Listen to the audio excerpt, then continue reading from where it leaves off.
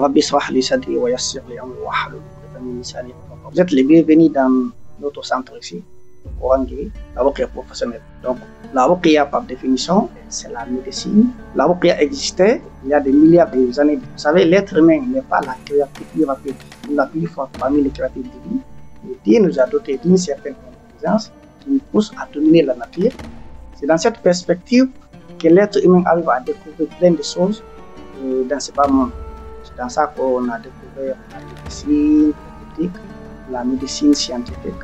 Donc les choses évoluent. Quand vous entendez ruqya, ça veut dire juste soigner les gens à base des plantes, à base des invocations, à base du Saint-Coran. Et c'est ça qu'on appelle la ruqya shari'a en fait. Alors, maintenant, pouvez-vous nous dire les particularités et les spécificités de la ruqya? Pour les particularités et les spécificités de la ruqya sont très nombreuses, je vais vous énumérer quelques-unes. En fait, la ruqya ici, nous soignons certaines maladies que la médecine moderne n'arrive pas. Plein de personnes sont malades, font des consultations, des diagnostics, et les médecins n'arrivent pas à voir la maladie. Nous faisons ici ce qu'on appelle les vendeuses, que les médecins aussi ne font pas. Nous soignons aussi des maladies mystiques comme les problèmes de sorcellerie, les problèmes de djinn.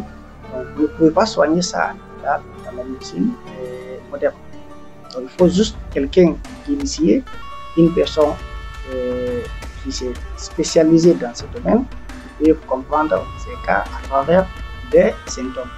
Donc, voici en quelque sorte quelques spécificités de la ruqya. Alors maintenant, depuis combien de temps vous pratiquez la ruqya? La ruqya, je le fais environ il y a 13 ans de cela. J'ai découvert la ruqya. Et qu'est-ce qui vous a motivé ou bien qu'est-ce qui vous a inspiré jusqu'à vous lancer dans cette pratique? Bon, je vais faire une petite anecdote. En fait, lorsque j'étais à l'école, très dense, j'avais une faculté, un quotient intellectuel bien développé, je comprenais très vite à l'école. Mais à un moment donné, j'ai fait un constat, j'étais victime moi-même de la sorcellerie. Et je n'arrivais pas à comprendre. Après à l'école, je ne comprenais rien. Je regardais le tableau, tout était flou devant moi. Je me suis dit, je ne sais pas si je ne vais pas devenir fou ou quoi. J'ai expliqué ça à plein de personnes, jusqu'à ce qu'un monsieur qui m'enseignait la langue arabe, il m'a dit, je l'expliquais mon cas, il me dit, ça c'est le signe de la sorcellerie et des mauvaises oeuvres. Il a lu le Coran sur l'eau, il a mis du citron, il m'a donné, je me suis lavé. Donc j'ai fait ça, j'ai vu mon blocage. C'est dans cette perspective.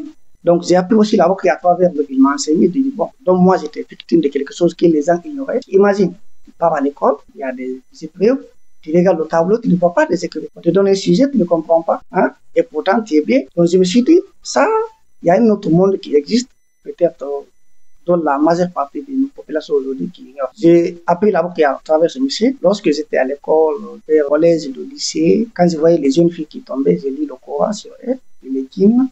Bon, les lycées, j'ai lu le Coran sur l'eau, j'ai donné aux gens. C'est comme ça que je suis rentré dans la ruqya petit à petit, je commence à aider les gens. Donc, en toute chose, malheur est bon. Donc, c'est à partir de là que vous avez décidé de vous lancer exclusivement sur la médecine ruqya. Non, c'est pas à partir de là. En ce moment, j'aidais les gens quand je voyais quelqu'un qui souffrait de problèmes de blocage de djinn sorcellerie. Donc, je le fais un peu la ruqya, j'ai lu le Coran sur lui, j'ai lu sur l'eau. Donc, je lui donne des petites astuces. Mais lorsque je suis allé, j'ai eu une bourse d'études, je suis allé en Ukraine, les gens ont commencé aussi à chercher mes contacts. C'est les gens que j'ai soignés, la guérison par la grâce d'Allah subhanahu. Nous soignons, mais la guérison, c'est dans la main d'Allah. Les gens ont commencé à me contacter, en me disant, bon, tu as soigné telle personne, tu faisais ça pour nous. Et bon, moi, je ne suis plus en Afrique, je suis en Europe, je suis là dans le cadre de mes études. Je suis un ingénieur, je vous rappelle de ça, je suis un ingénieur en génie civil. Je fais le bâtiment. Les gens ont commencé à me contacter. Donc, je me suis dit, attends, je vais essayer de fouiller. Je dis, comment je peux aider les gens à distance? J'ai cherché sur Internet. Comme aujourd'hui, nous vivons dans un monde planétaire, un village planétaire où il n'y a aucune distance entre des pays. J'ai fouillé sur Internet, je suis tombé sur plein de raquilles, tombé sur un chèque qu'on appelle le chèque Ben Halima. Je l'ai écouté avec attention. J'ai suivi ses vidéos. Je suis allé sur son site web. J'ai lu ses livres. Je suis rentré en contact avec lui. Je lui ai dit, je suis vraiment intéressé qu'il m'enseigne. En ce moment, je suis rentré en contact avec lui. Il m'a envoyé des documents. Il m'a posé plein de questions. Mais voyez, moi-même, j'étais très intéressé. J'ai fait l'examen avec lui. Il a validé. Il a vu que je suis passé. Il m'a posé une question. Es-tu prêt à soigner le public? J'ai dit oui. Il a pris mes contacts, mon nom, mon Gmail, coordonnées de l'Ukraine. Il a mis sur son site web. Voici comment je suis rentré dans la ruqya de façon officielle. Je commence maintenant à soigner les gens à distance. Plein de clients qui vivent au Canada, en États-Unis, en Europe, en Asie, et partout en Afrique. J'ai soigné plus de 20 000 personnes, plus je vous dis. Donc, on peut dire que c'est votre père initial. Exactement. Qu'est exactement Ben Alima? Le Cheikh Ben Alima, c'est un monsieur, c'est un ingénieur en statistique. Lui aussi, c'est un monsieur qui explique dans ses ouvrages, certains de ses ouvrages ou certains de ses passages. Il a vécu la majeure partie de sa vie en France. C'est un père né de père tunisien, mère américaine. Il s'est converti à l'âge de 15 ans en islam. Donc, il a apporté plein de choses à l'islam. Il a plus de 50 livres écrits.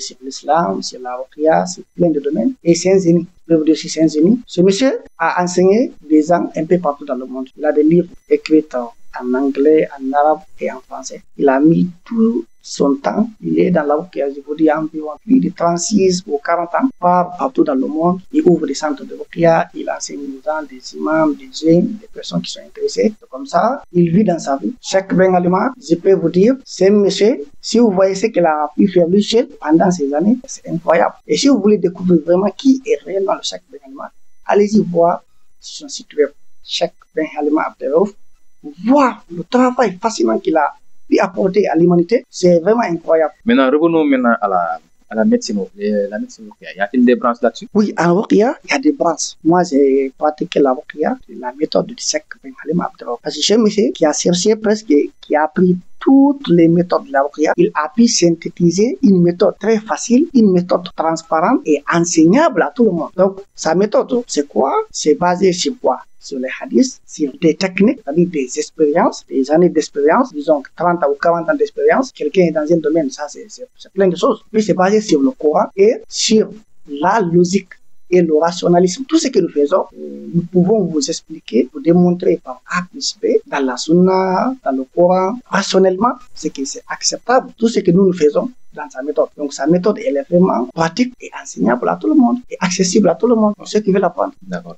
Maintenant, si je comprends bien, la ruqya, c'est une médecine qui n'est ni traditionnelle ni moderne, ou bien elle marche au rythme du Coran. Bon, quand nous parlons de la ruqya, il y a la tradition. Quand nous disons la tradition, il y a la tradition africaine, une tradition asiatique, une tradition arabique. C'est comme nos parents, ils se soignent avec des plantes. Mais qui les a dit que cette plante soigne tellement? À travers des expériences. Le prophète, la ruqya existait même avant cela. C'est ce que les gens doivent savoir. Le prophète, lui, c'est écrit dans des livres. Il y a eu des médecins qui ont quitté en Égypte pendant son temps. Ils sont venus, ils lui ont dit, prophète sallallahu alayhi wa sallam, vous apportez des bons médecins ici. Qu'est-ce que le prophète les a dit comme conseil? Il dit, nous sommes des musulmans. On ne tombe pas. Les musulmans ne mangent pas tant qu'il n'a pas fait. Et s'il mange aussi, il divise son estomac en 3 parties. Il mange un tiers, l'autre tiers, il boit de l'eau, l'autre tiers, il laisse la respiration. Donc ça, c'est une grande médecine, c'est une parole prophétique, mais qui est bénéfique aujourd'hui à l'humanité entière. Imaginez si vous mangez, vous remplissez tout votre estomac, c'est la fatigue, la paresse, des inflammations, colopathie fonctionnelle, c'est ce qui vous arrive. Donc voici des conseils et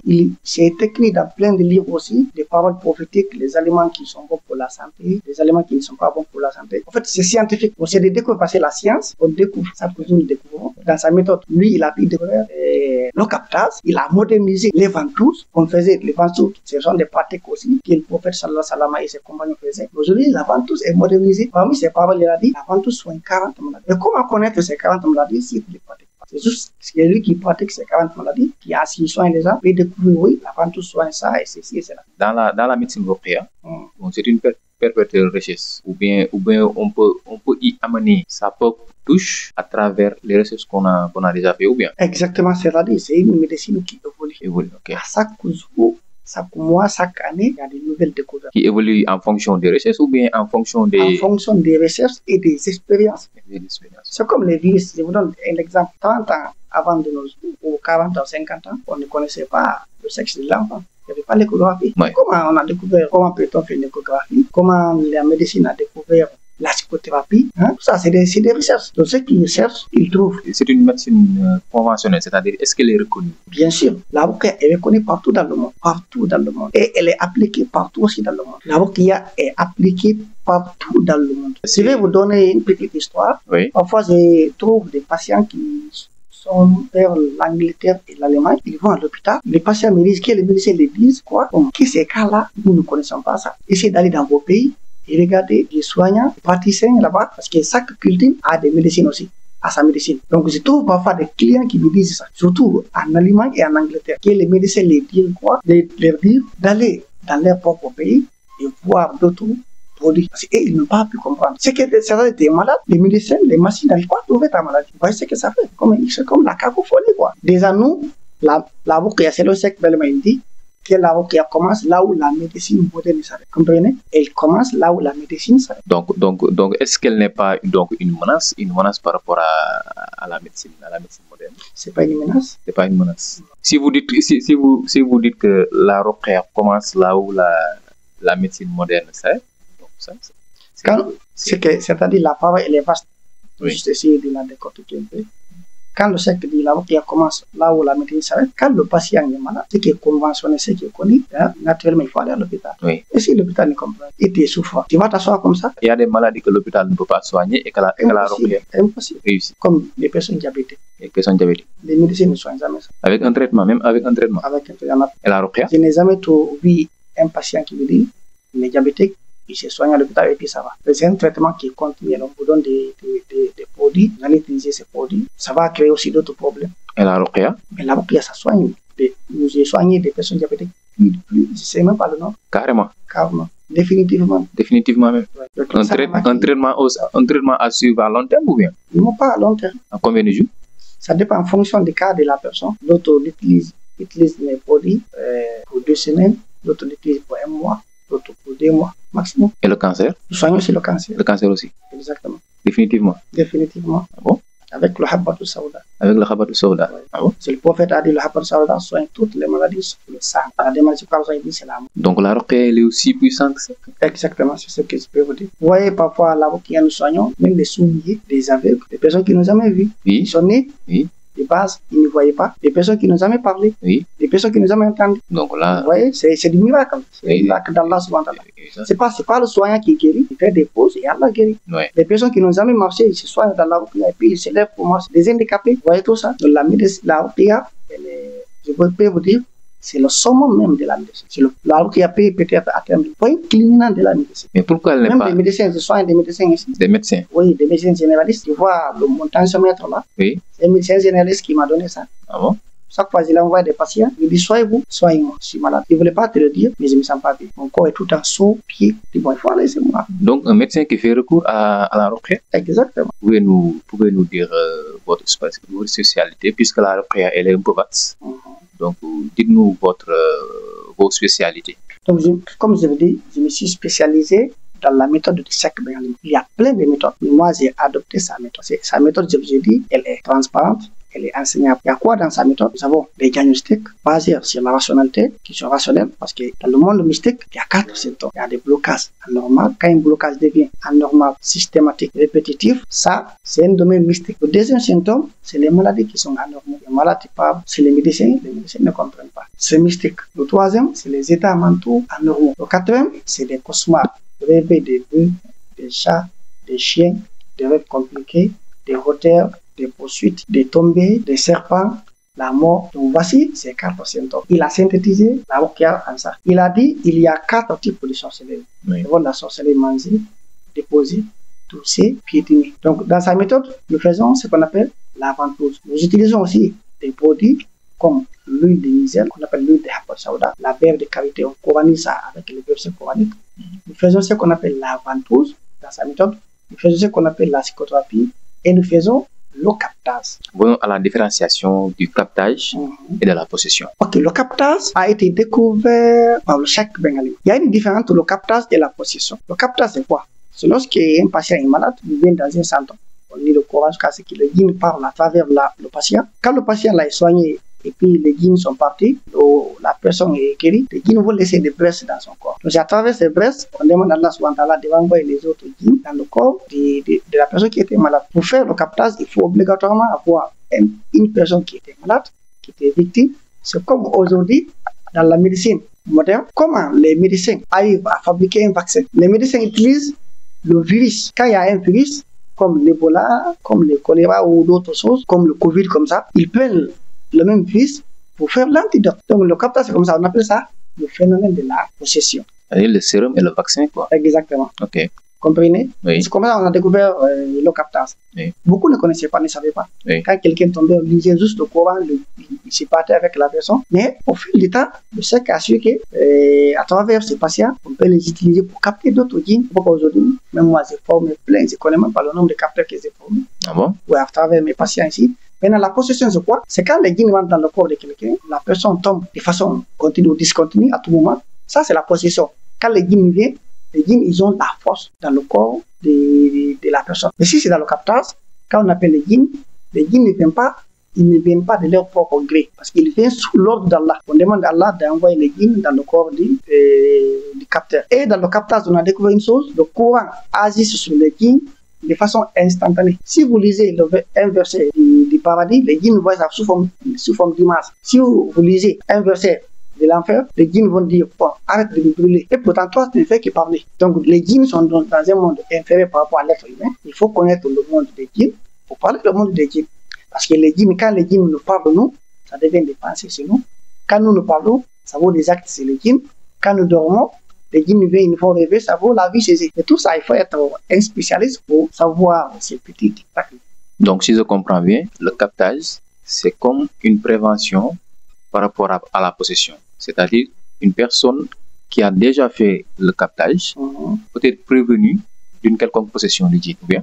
Non, quand une personne est malade, jusqu'à ce qu'il tombe, s'il tombe, c'est cette personne que nous utilisons pour faire le captage. On capte d'abord tous les djinns qui suivent cette personne. Okay. Maintenant, d'autres personnes, ils ont des problèmes de djinns, mais ils ne tombent pas. Okay. Ils peuvent venir chez nous ici, on fait asseoir le capteur à côté, on demande à Allah d'envoyer les djinns de la personne qui est l'autre qui est malade dans le corps du capteur. Les djinns vont venir, ils vont se convertir, on va les laisser, on va demander les djinns pourquoi ils ont subi cette personne. La plupart du temps, les djinns viennent à travers la sorcellerie. Donc, si la personne a la sorcellerie dans la tête, on va raser la tête, on fait la ventouse. Si c'est dans le ventre, on lui donne des produits. Si c'est dans le dos et les pieds, on fait la ventouse. Tu ne peux pas voir quelqu'un comme ça à l'œil nu parce que la sorcellerie, elle est invisible. Ah oui. Donc, mais à travers le captage, on peut savoir telle personne. Si les djinns disent que tu as la sorcellerie dans le ventre, la plupart du temps, les personnes disent oui, moi, tout le temps, c'est mal au ventre. S'ils disent qu'on a déposé la sorcellerie dans ses pieds, ils disent oui, souvent, moi, c'est mal au pied. Vous voyez tout ça? Oui. Donc, il y a une adéquation, ce que les djinns disent dans le captage et ce que le patient ressentit. Donc mais là, c'est un peu risqué, hein, parce que vous avez affaire à des invisibles. Exactement. Mais quelles sont vos précautions que vous prenez avant de faire ce captage-là? C'est la crainte d'Allah et les invocations.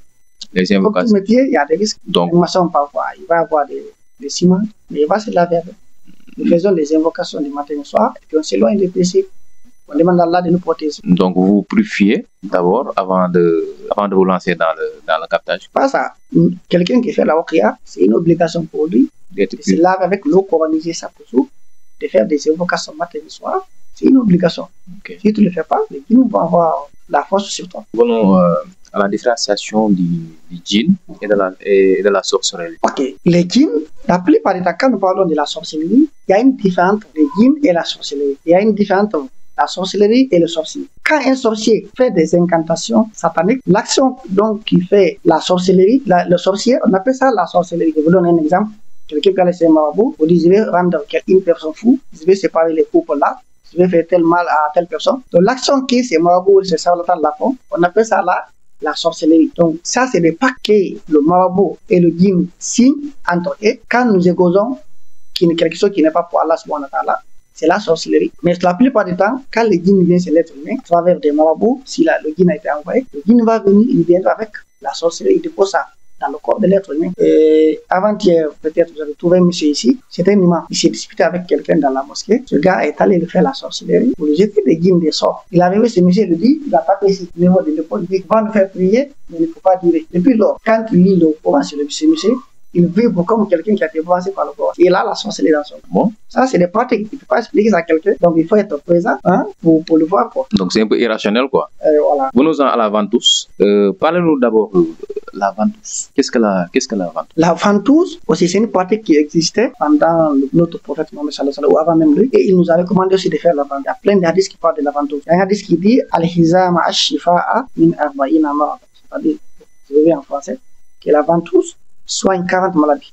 Mais quelles sont ces 40 maladies? Lorsque le prophète est parti, il est monté en haut, chaque étape qu'il arrivait au niveau des cieux, les anges disaient, Ya Rasulallah, ô messager d'Allah, je vous exhorte à ta umma, c'est-à-dire à ta communauté, de faire la ventouse. Parce que la ventouse soigne plein de maladies, problèmes articulaires, les douleurs du corps, les problèmes qu'on appelle les arthroses, des thromboses, la sorcellerie déposée, les fatigues générales, ça enlève tout ça là dans le corps. Mais pour faire la ventouse est quelque chose qui est très très compliqué, très difficile. Parce que la peau des gens, les peaux ne sont pas les mêmes. Il y a certaines peaux qui sont très fragiles. Pour faire la ventouse, il faut consulter d'abord la personne. Savoir si la personne est bien, si la personne n'est pas anémique, si la personne est diabétique, savoir tous ces facteurs-là. Si une personne fluidifiante peut faire la ventouse, si la personne n'est pas en état de famille, parce qu'une femme qui est en état de famille ne doit pas faire la ventouse. C'est là ce que moi j'ai appris, comprenez. Un enfant, quelle que soit sa maladie, s'il n'a pas 7 ans, il ne doit pas faire la ventouse. Donc, il y a des ventouses qu'on appelle la ventouse coupée et la ventouse sans couper. Il y a l'apiculture, ça c'est la médecine au niveau des Chinois aussi. Aussi, ils font, ça fait partie de la médecine chinoise. Aujourd'hui, vous voyez peut-être sur TikTok, sur Facebook, les Chinois, ils font tellement de ventouses, avec les grands pots et les petits pots, parce que ça soulage. Ça soigne. Parce que les aliments que nous mangeons ici, quand tu manges un aliment, médicinalement, c'est dit, ou scientifiquement, l'aliment se transforme en énergie. Il y a deux types d'énergie. Il y a l'énergie négative et l'énergie positive. L'énergie négative, et l'énergie là, ça va dans le sang. Et la ventouse ne consiste pas à faire sortir le sang de la personne, mais c'est pour juste faire sortir le mauvais sang entre le derme et l'épiderme. C'est ce que nous disons. Mais tu ne peux pas faire ça là. Théoriquement, tu ne pourras pas comprendre jusqu'à ce que tu pratiques. Il y a une partie théorique que nous appelons dans la ventouse et il y a une partie pratique. Donc, si je comprends bien, avant de pratiquer la ventouse ou bien avant de faire subir une ventouse à un patient, il faut connaître son anatomie. Exactement. Sinon, on risque quoi? De lui faire du mal. De lui faire du mal. Oui. À quel niveau? Imagine qu'une personne qui est anémique, quelqu'un qui n'a pas bien pris la ventouse, il fait sortir le sang de la personne. La personne va mourir. Une personne anémique, ça veut dire une personne qui a manque de sang. Oui. Il fait sortir son sang. Oui. C'est la mort qui le guette, n'est-ce pas? Avec cette portion de sang-là? Non, d'autres font la ventouse pour extraire le sang même de la personne. Il extraire même? Mais pas le mauvais sang, vous comprenez? Okay. C'est pourquoi on doit apprendre et pratiquer la ventouse. Faire plusieurs fois pour comprendre.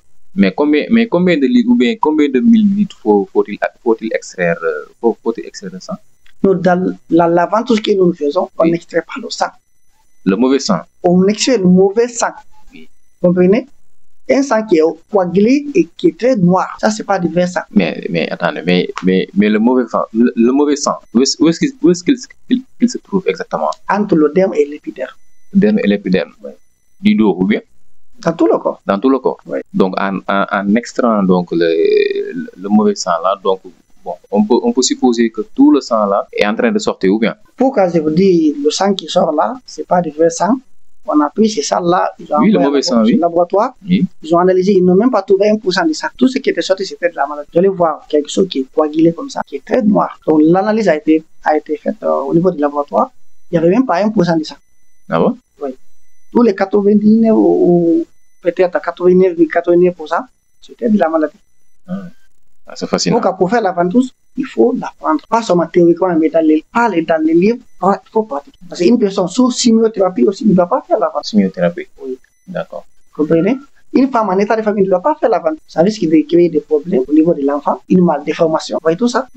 D'accord. Et il y a des maladies, comme le problème des yeux. S'il y en a, on fait les ventouses ici, au niveau du nez, au niveau des têtes, et au niveau du nez. Les maux de tête, c'est au niveau du nez et sur le front. Les yeux, c'est sur le front et des parties là, au niveau des joues ici. Et ceux qui ont aussi ce qu'on appelle les sinusites, on fait la ventouse au niveau des joues, le front ici et par là. Et les maux de dos? Les maux de dos, on fait au niveau du dos. Au niveau du dos? Oui. Maintenant, comment vous contactez-vous? Pour moi, en personne, pour entrer en contact avec moi, c'est très facile. Il y a des contacts, on passe par mes élèves. Les élèves vont essayer de les mettre en contact avec moi parce qu'ils ont des milliers de messages, pas tout répondre. Pour ceux qui veulent se consulter, nous faisons des captages à distance. Pour ceux qui ne sont pas là, nous soignons les gens aussi présentiels, de façon présentielle. Ceux qui veulent entrer en contact avec moi, donc nous mettons ici des contacts, des numéros qui vont essayer d'appeler. Donc ils vont entrer en contact avec mes élèves. Les élèves vont essayer de m'expliquer leurs problèmes. Donc ils vont les faire passer. Ou bien on va les donner rendez-vous pour parler avec eux. D'accord. Donc votre situation géographique? Je suis au Sénégal actuellement, à Bargny. C'est là-bas j'ai un centre. D'accord. Et bientôt je vais faire un deuxième centre en Guinée. Inch'Allah. Vous êtes disponible 24 heures sur 24 ou bien? Non. Vous êtes disponible du lundi au... Je ne travaille pas les jours de vendredi. Je travaille du lundi au jeudi et du samedi au dimanche. D'accord. Donc, encore une fois, merci, merci pour cet entretien. Ok. Vraiment, vous nous avez fait découvrir la Rokia dans ses différentes facettes. Donc, on se dit à très bientôt. Allez, merci à vous aussi. Ok, merci.